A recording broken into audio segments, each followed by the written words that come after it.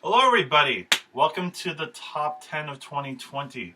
Like I always do, I want to bring on a special guest, and this time around, I wanted to bring my brother. Say hi. How you doing, guys? You've seen him on a couple of videos. It's been a minute. I think the last one he did was the Tool album from 2019. It's been that long. It has been that long. Yeah, this time around, I have a lot more metal in my top 10, so I thought, why not bring in someone who only listens to metal? So basically, how it works is like we always do it. This time around, I'll go first with my number 10, and then we'll alternate and we'll banter. Real quick, what draws you in terms of like your favorite metal albums? It really depends on what kind of genre I'm feeling during that year. And this year, a lot more metalcore kind of found its way into my top 10, which is a little surprising. I'm traditionally more of a tech death kind of guy, progressive metal kind of guy, but this year, a lot of metalcore kind of stood out this year, and a lot of new acts really came through and surprised a lot of people with their like debut or sophomore album. So it was a big year for metalcore this year, and that's kind of where I gravitated towards this year. Nice. And of course, a couple of housekeeping rules. If you don't see your favorite album, that doesn't mean that I don't like it or that my brother doesn't like it. He does tend to be more metal, but it could just be that it's not in our top 10. It could be in my top 50. It could be in my honorable mentions.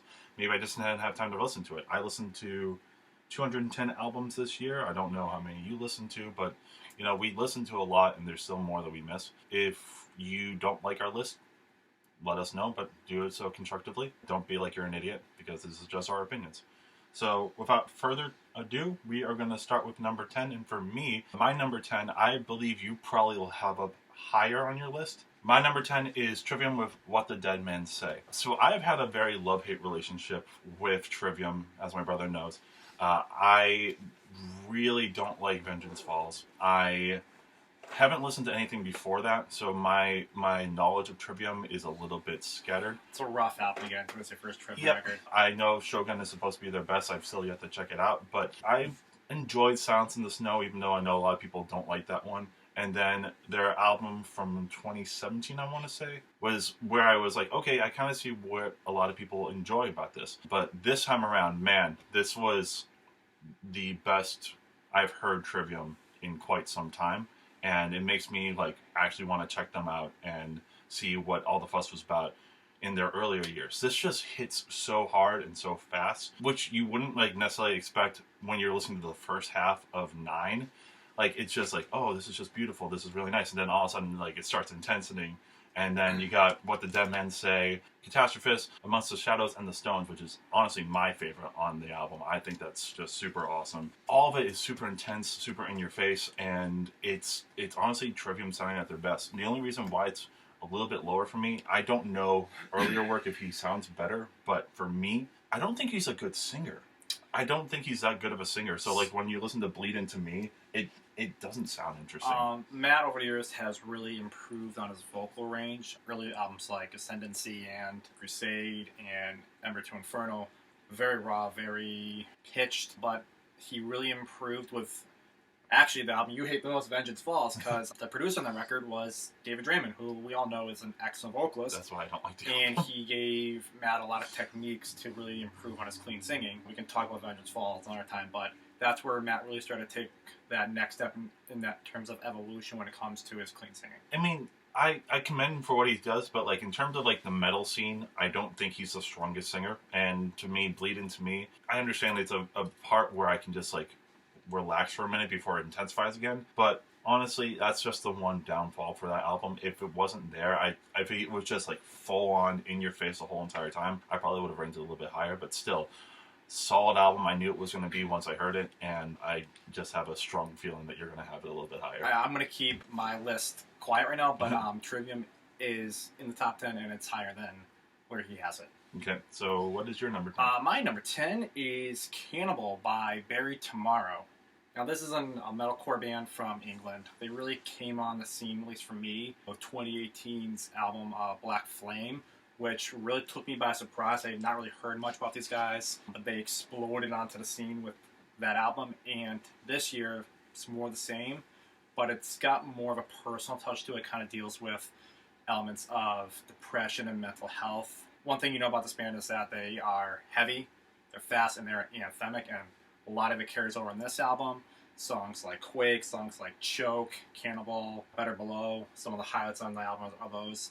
Really strong anthemic choruses, awesome play on between heavy and clean vocals, and it's just another step in the right direction for this band that has really a bright future, and I see becoming a mainstay in the metalcore scene in the UK alongside bands like Architects.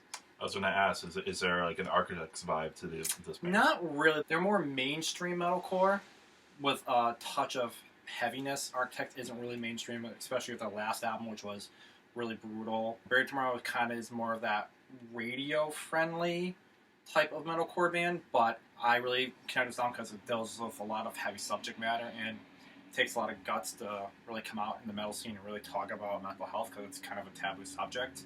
And I really commend boys, and I'm excited to see where this band goes in the future. All right, it's one I have to check out.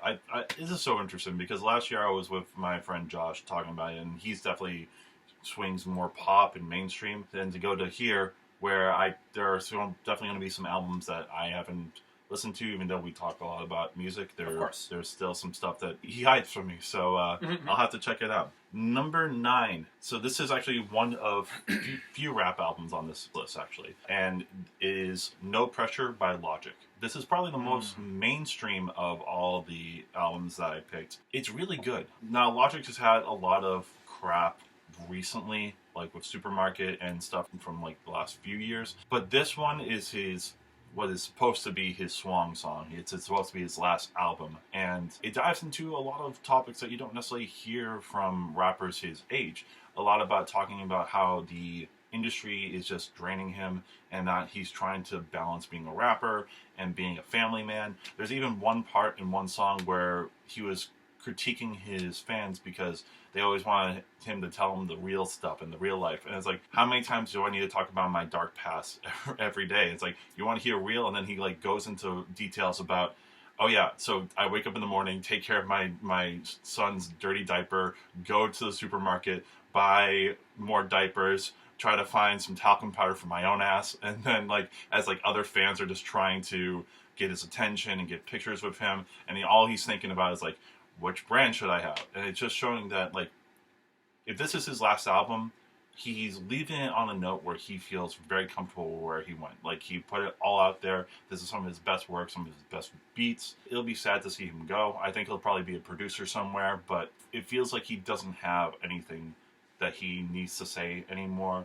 in terms of his past and other subjects like that. He wants to be a father. He wants to be a producer, and I can definitely see that. And because of that, awesome CD, awesome way to go out. My number 9 is mainstay act in metal. They're kind of like a grandfather type of band. They have switched their genre so many times. This band started out as a traditional black metal band and kind of became the pioneers for what was now known as Viking metal. That band is Enslaved with their album Utgard. Now, if you know Enslaved, you know what you're getting into with this type of album. It's going to be black metal, it's going to be progressive metal, and they're going to slam both together. It's going to be brutal, yet beautiful, soaring guitar passages, harsh vocals with a mix of clean, awesome drum work, and it's just another really solid outing from a band that this many years into their career, it would be easy to kind of just phone it in and just kind of do the same thing over and over again, but they really dive deep into like Norse mythology in this album, which I'm a big Norse mythology fan, so it kind of vibe with me really well. Again, it's another solid outing from Enslaved, and it's what you come to expect from a band like this. So, a question for someone who isn't into Enslaved: what would make you want to get into this album more than, say, previous albums? It's not, I would say, more than previous albums. It's more along the lines of that Enslaved, when they come out, it is something that everyone looks forward to. It's an album that is on everybody's radar, and they have rarely, if ever, disappointed. You know you're going to get that consistency, that quality, that album of the year potential with this band every single time there's a release, and they just meld the two genres together so well. It's what you could ask for from a band like this 25 years into their career, 30 years into 25 their career. years of making Viking metal, damn. Well, they started off as a traditional black metal band, but they've moved on to this progressive black metal kind of meld. And you definitely hear it in the sounds. If you have an ear for black metal, you can hear the black metal tempo, tremolo pick guitars, the blast beats, and then they have these long soaring guitar passages that are just mind melting. Okay. Another one that I had to check out.